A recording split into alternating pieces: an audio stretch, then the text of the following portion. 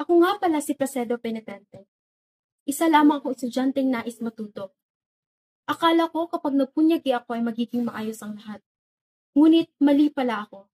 Sapagkat araw-araw sa paaralan ay imbis aral ang matutunan namin. Takot at galit ang ibinibigay nila sa amin. Na para bang wala kaming karapatang magtanong. Na para bang wala kaming karapatang mag-isip. Sinubukan kong tumahimik sapagkat yun raw ang nararapat. Ngunit hanggang kailan nga ba ako magtitiis? Hanggang kailan na nga ba namin tatanggapin ang sistemang ibinibigay nila sa amin?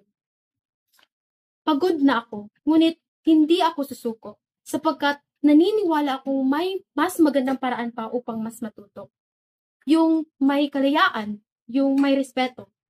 Kung ganito ang edukasyon ay mas pipiliin ko na lamang na lumaban, kahit mag-isa, sapagkat ayaw kong mawala ng boses habang ako'y nabubuhay pa.